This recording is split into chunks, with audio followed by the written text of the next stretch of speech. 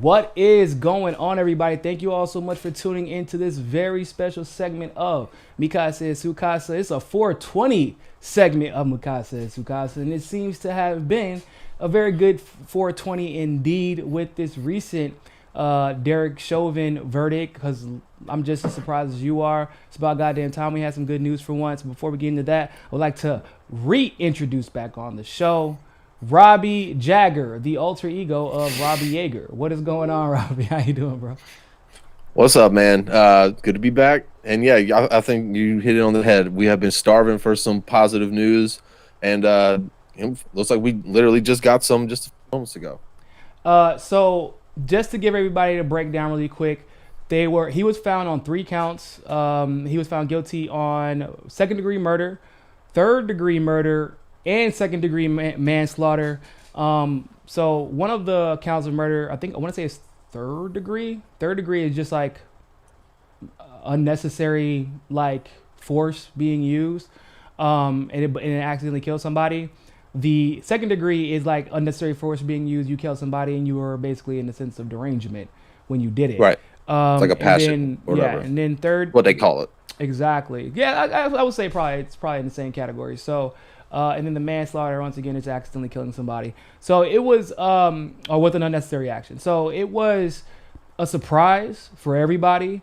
I think that to be real, Chauvin is kind of a sacrificial lamb. But just like we were talking about before the show, we are in a different era. Like you'd be hard pressed to find someone in that jury who didn't know about this case before they got summoned. And because of that. At the end of the day, it's almost like the police state, and I would say like the establishment is heavily reliant on social media advocacy, right? And then this is one of those rare circumstances, in my opinion, where they were defeated by that same social media advocacy, obviously pending appeal. But what do you think about the verdict, bro? I think that, quite honestly, obviously it's the right verdict. All of those things are exactly true. You know, he did all of those things. Anybody that saw the video, and that's speaking to your point, which, by the way, like, I agree. Like, how did you find the jury for this case? Like, I commend finding 12 people in the entire country that was old enough to, like, serve jury duty to actually not have heard about this case, because the ramifications of it have been just so widespread and so influential across, the entire country. And like, but it was always an open and shut case to me. You can watch the video and see like, yeah, he's definitely killing that dude. Okay, yeah. He's definitely killed that dude. Like, it was not, or you know what I mean, it was not something that was up for debate. I feel like anybody that was looking at that video, quite honestly, and saw anything other than a murder was just trying to find excuses. Yeah, eight goddamn, was it 8 minutes? 8 minutes on this man's neck, y'all. At one point, Derek Chauvin turned around and had time for a whole conversation with somebody else while he had his knee in his neck, and people are still trying to convince themselves that George Floyd died of an overdose, even though the expert witnesses, who are professional, they are the ones, the scientists, if you will, who are figuring out whether or not he had any drug in the system. They're like, no, he definitely didn't die of an overdose. This is definitely asphyxiation. I don't even understand why we're entertaining this bullshit.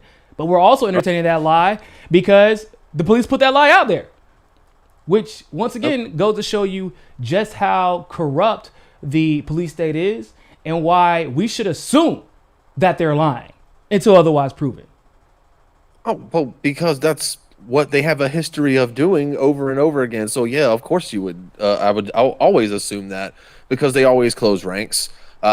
And the fact that even at times it seemed during testimony that there were his own ranks that were trying to get as far away from him as possible, which it was like, that's how you know it's over for you, pretty much, because they're just kind of cutting you off. Because quite honestly, he did what he was accused of. And you're right with like the expert, that testimony. Look, whoever put together those, that was a great case. Run by those attorneys, because not only did they say that it was definitely not drug overdose that killed George Floyd, it was definitely asphyxiation, but they also said that a perfectly healthy human being, regardless of health conditions or any kind of intoxication would have still died from that same situation, from the same knee on the neck for, what was it, like they said, which like is 9 very minutes. important for the manslaughter side of the Right. case.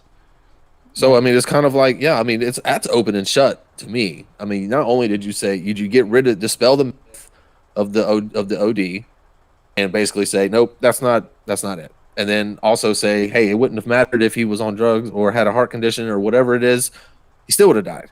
Yeah, because it's 8 minutes without oxygen, and we've all got health conditions where we need oxygen to breathe. I feel like, so that's not necessarily yes, something. Robert, we absolutely all have a health condition where we need oxygen to breathe. You're absolutely and right. and if you so I mean, I'm just saying, like, yeah, I mean, this is Happy good 420, news. everybody. Yeah,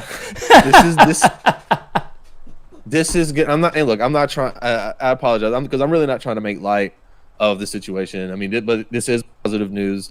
I mean, I just never really understood. I just never understood how there was any debate over this situation.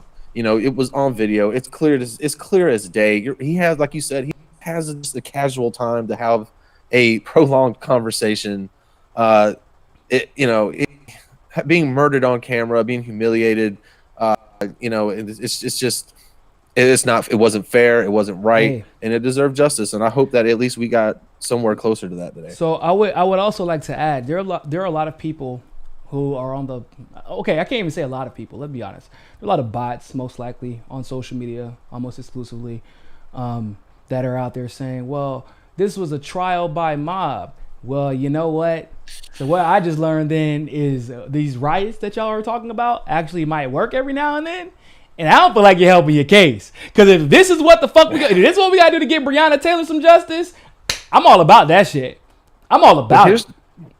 If y'all saying that that's what took place, is that this is a mob mentality, that that Chauvin wasn't really guilty, even though he was, and like, in order for us to get justice against these corrupt police officers, because he's been found innocent, or at least he was never held accountable for other suspect situations that he had been involved in the past, and nobody was paying attention to it. That's probably why he got away with it. Now everybody in the world is paying attention to it. Everybody reacted in their own way, and you're claiming, if you're one of those people claiming that the mob mentality is what got him in trouble finally and got some accountability finally, then I don't think that, I feel like that everything was justified then at that point. Like, if that's what it took, then that's what it's supposed to be. It's supposed to be the people swaying public opinion one way or the other, rather than the corrupt institutions that try and manipulate these narratives. And here's another question too. I would ask somebody that would say that is, not only would it say, well, it looks like the mob mentality, quote unquote, was effective, but here's the real question: is why did it even have to come to that in the first place? And the answer to that is because it's an issue that went on for decades unchecked until it took that to get somebody's attention. Steve just commented to us on Rock Fans saying, much love, fans. Stay scooping these lazy hacks, Robbie.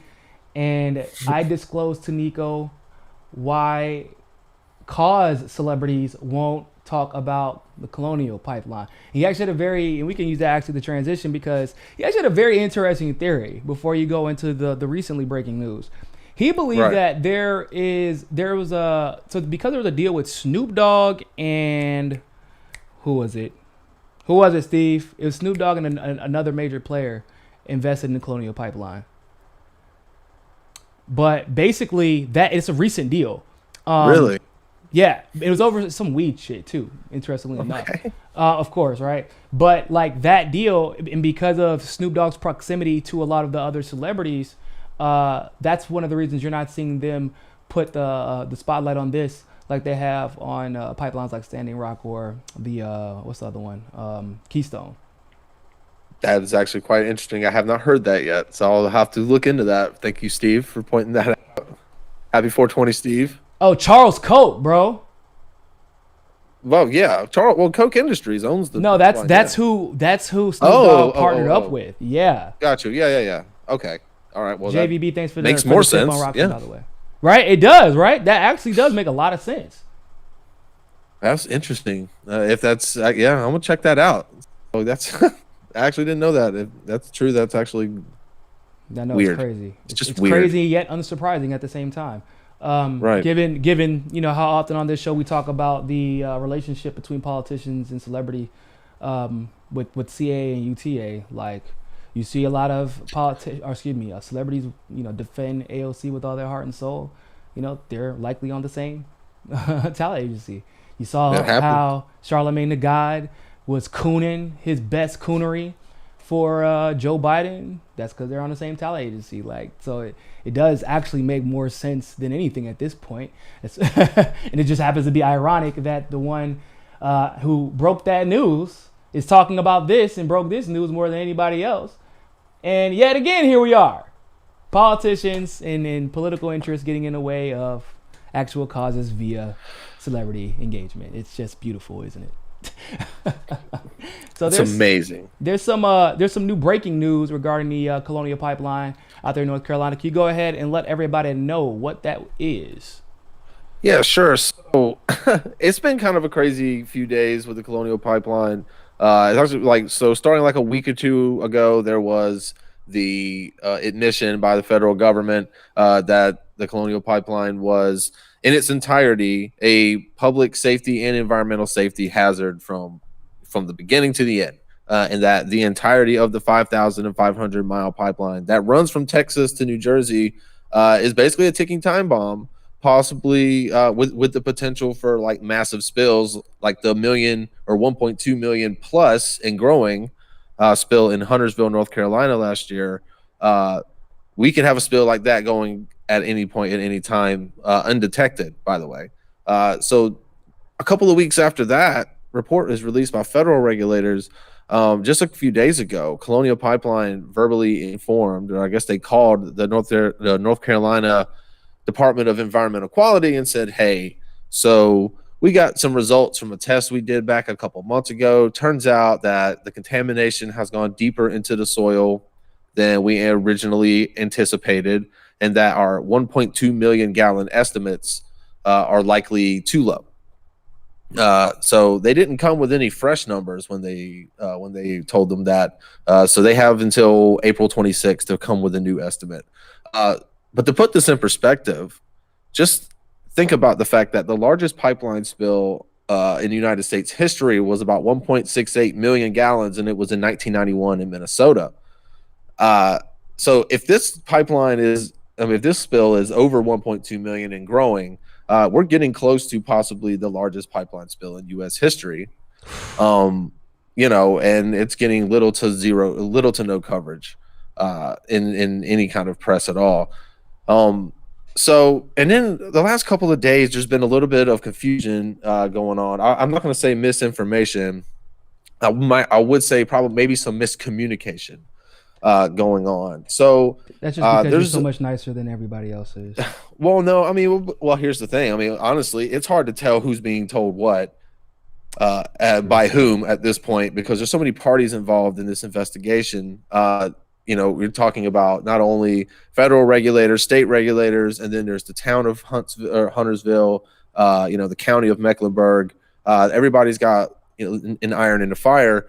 So at a town board meeting yesterday, the mayor of Huntersville basically said that Colonial had informed them that Colonial had informed them that the water, obviously that the contamination had gone deeper in the soil than they had originally thought. But he also said that it was under the water table, and the fact that if it is indeed under the water table, I mean, it sits in the river basin for a pretty major river that runs through the Carolinas.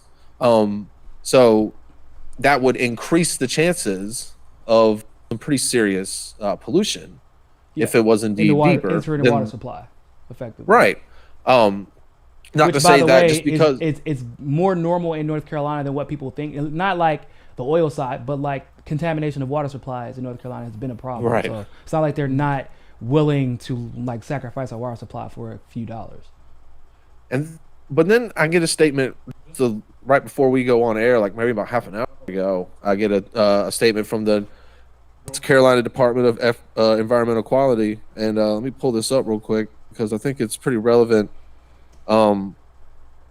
So after, like I said, I posted the video of the mayor of Huntersville saying that the contamination had gone under the water under the water table, right? And the site of the spill is the Oler Nature Preserve. It sits on the Clark Creek watershed, which again could flow into the PD River, which is an interstate river that flows between North and South Carolina.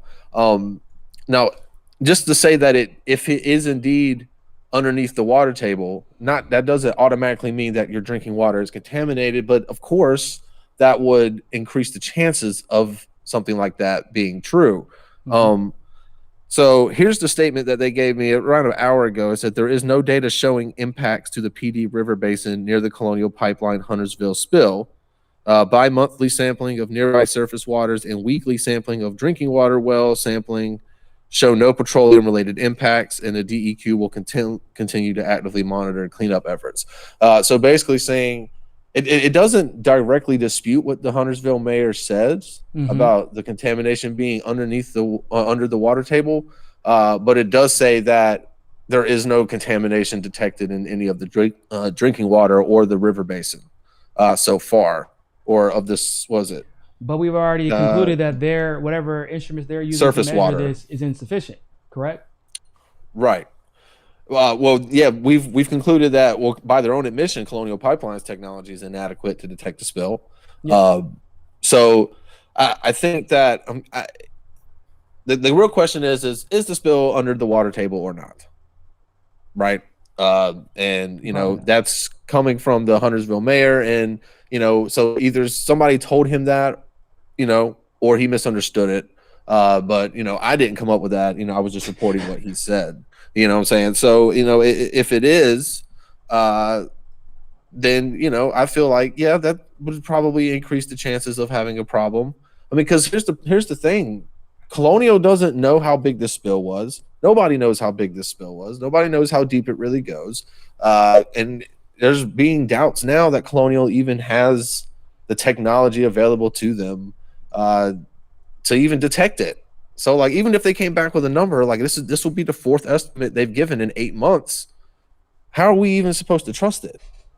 It's a shitty situation, man. It's really I mean, what are you supposed to do? And what's bad, I think, is that because of what you just discussed earlier, there's no incentive for them to actually get this right, because who's talking about it outside of us and the people who are interviewing you. Lee Camp, to their credit, redacted tonight, more specifically Naomi Caravani, shout out to Naomi, they covered this in pretty good detail, but like at this point, this is a fast moving situation. Now the permanent damage that could be done is now imminent, and maybe like a year or so ago, like, it's not that bad, but like you're almost getting damn near into cover up mode at this point, but they're able to do so because of the lack of coverage. Nothing feels right about this at all. I mean, at first it was. I mean, that's what drew me to the story in the first place. Was whenever the estimates the first estimates in August were 63,000 gallons, and then in November it was like 250,000 gallons, and then January it's 1.2 million. That's a crazy jump, and now of course it's bigger. Do you feel, because this was my speculation, that Joe Biden made that literally it's a nothing statement about the Keystone Pipeline, where people thought there was a victory, and so they like kind of stopped paying attention as far as pipelines are concerned, because of this pipeline specifically, because right now this is more of an immediate threat. And could have some, a new level of mobilization, whereas the Keystone Pipeline, in a lot of ways, was already defeated. And so was the Standing Rock situation, so was the North Dakota Access Pipeline. So do you believe that like could have been just a distraction to placate the environmentalists and activists who otherwise would be paying attention to speaking up right now?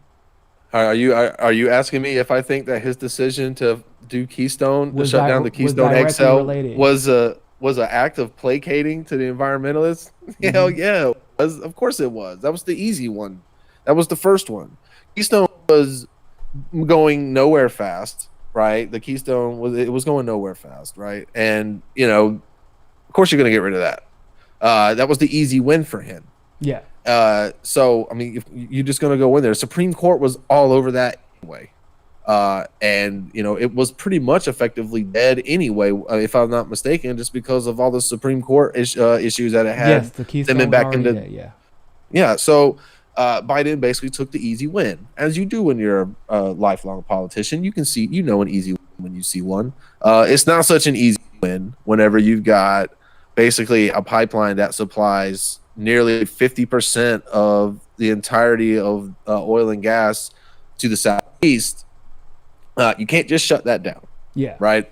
I mean, you could. And you could. I take that back. You definitely could. But there's going to be a lot of ramifications for that. And from your unfortunately, donors. Not from us. From your donors. So unfortunately, like the ground level ramifications would be just like we saw in 2016 with the explosion that Colonial had in Alabama. They had to shut down the pipeline for like a week or two. There was the gas shortage. And that, look, for the people that got that's money, because they had already, once again, like, so those quote unquote consequences are, you only invested in this method, and now there are ramifications because of that.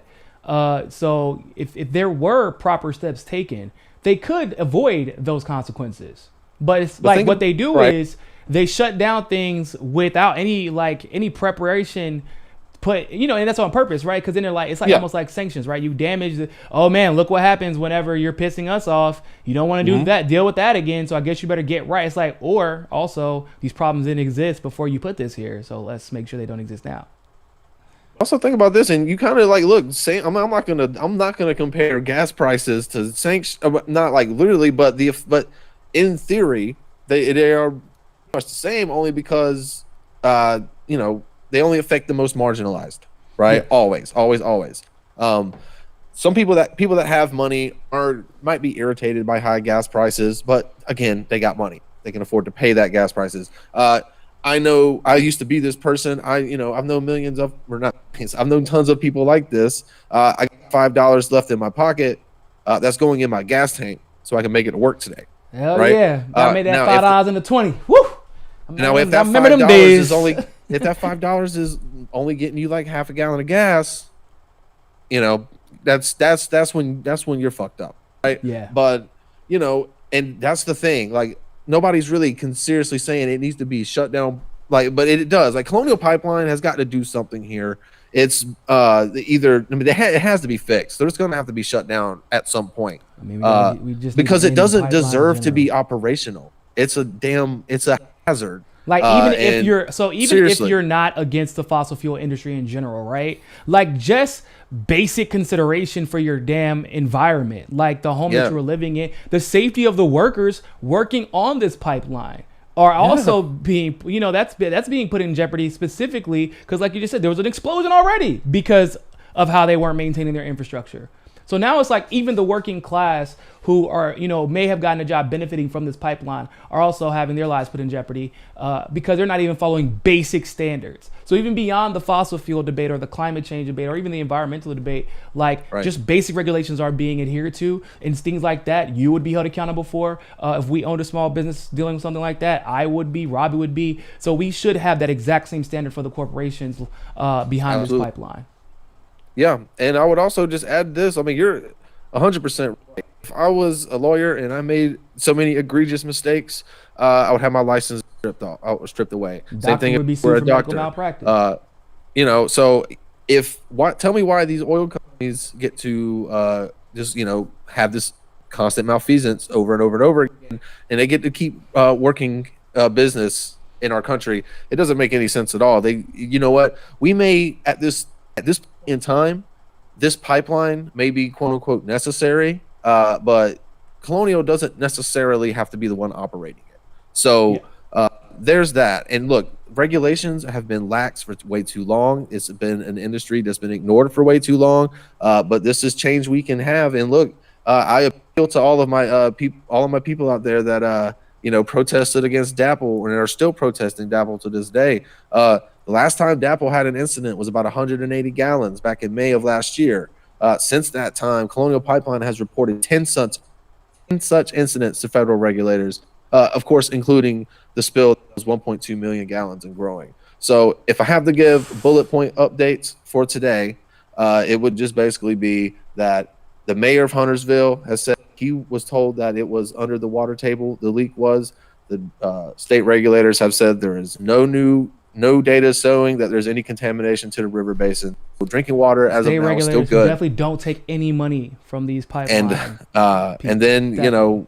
Federally, we're still waiting on new estimates. Like I said, this could be, before it's all said and done, the largest pipeline spill in U.S. history. And there's very, very few people trying to get information about it. Because honestly, man, the information that's coming out, some of it doesn't add up. Already. There's a lot of contradicting information out there. So sifting through it can be a confusing process. So know what? If you've been, I would argue. I would err on the side of, unless once again otherwise proven, everything that they're putting out, like the pipeline itself, the state regulators, is an underestimation. That is or an outright lie to protect themselves, because that's what they have people who are whose job it is to literally come up with ways for them to not be held accountable and create lies. So It's worse, right? Like you said, like I think we talked about that the first time you came on. If they say that there's 10 million, it's probably 15 million, right? As far as the leak is concerned. If they're saying, oh, it's already under the waterbed, and one entity is saying it isn't, then it probably is already in the water supply. And right now they're doing their best to try and clean up the situation or formulate a case to defend themselves whenever there's a massive class action lawsuit against them. Like the shit, however bad it's being presented, because that was the allowance that they were given. You're allowed to present this much to the media while we're taking care of this bullshit behind us, because it's coming up, and that's what I feel like right now. If there's a threat of it being in the waterbed, it's already there. It's already in the water supply, and they're just merely playing bad and clean up right now until the inevitable happens, which is a class action lawsuit, which is indeed coming. It's going to get messy from here. I mean, as of now, I've been checking with the court filings. I haven't seen any new Colonial Pipeline related cases being filed as of yet. I have, though, reached out to the DOJ. I mean, Niko, in 2000, the Department of Justice sued Colonial Pipeline for what they said was 20 years of spills, where they had spilled 3 million gallons between 1980 and the year 2000. And they basically, the DOJ at that time sued them for basically just, general pollution over the course of 2 decades. Well, here we are 20 years later, and Colonial has done far worse than they did in the prior 20 years in which the DOJ sued them. So I've reached out to the DOJ and pointed this out. And I'm wondering, I haven't heard back, and quite honestly, I'm not expecting to. But I pointed out that, hey, you guys sued them, and you ended up settling for $34 million, which at the time was a massive fine. Well, they've done far worse in the next 20 years. It didn't stop them from doing any. Look, monetary fines. Like, I think the maximum fine that you could get for like a leak the size that they did, I was looking somewhere. It's like somewhere in the range of $100 million. That's nothing for them. They make they made like $1.3 billion last year. And they get the pennies in installments. $10 basically. It's a tough, look. I mean, these companies are powerful. Then they have a lot of leverage. But that's the way the government is set up, which is why we need serious reform right now. Man, Robbie, appreciate the update, man. Everybody, I put it in the comment sections, but let everybody know where they can find you at. I break a lot of my stuff, the updates on like campaign finance and the pipeline story, going to be on Twitter. All of my articles that I write are going to be on Rockfin, but either way, it's going to be the same handle, Roblet O'Fire, ROBLET O'Fire. And Niko, before I get out of here, I just want to tell anybody, if you got any free time tonight and you need something to do, I encourage everybody to read a little bit up on the effects of autism, especially on children, just so we can help build a more educated, inclusive, and accepting world out here for our neurodiverse brothers and sisters. So with that, man, I'm done today. Hey, and I'm glad you brought that up, and also in adults as well, because there are a lot of adults who are on the spectrum who are walking around with an autism that you can't see. Right. And it's kind of like almost up to us, because at least in the black community, the idea of a kid being on the spectrum was so stigmatized that you wouldn't even, like, it would just never get found out. And so don't be afraid to go to a therapist or a psychologist to try and figure out if you may be dealing with something to that effect, because I've found out that I'm dealing with the potentiality that my ADHD was so advanced that I'm potentially on the spectrum in a lot of aspects. So people have been misdiagnosed, especially around our generation. Whenever we were coming up, there was a lot of the ADD, ADHD diagnosis going around very, very easily. Yeah. Maybe in a lot of cases too easily. It's one of the most misdiagnosed things out there. So yeah, I mean, definitely. But look, I mean, in children and adults, we also need to, good thing to read up on is why police need to really not be involved in situations involving neurodiverse people at all. But they definitely need more training. Like, there's a whole lot of there's a homelessness problem, joblessness problem. Look, and we can help, and because there's a stigma, and we just need more education. I feel like education brings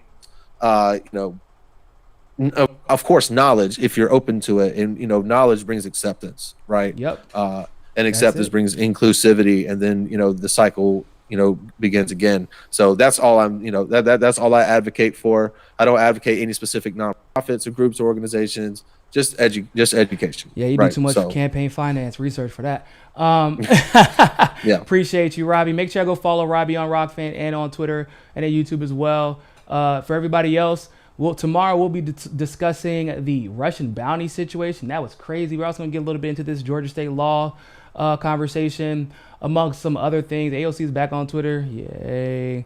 So we'll be doing that tomorrow morning. But other than that, ladies and gentlemen, make sure y'all follow Robbie. Go do some research on this North Carolina Colonial Pipeline. It's a big deal.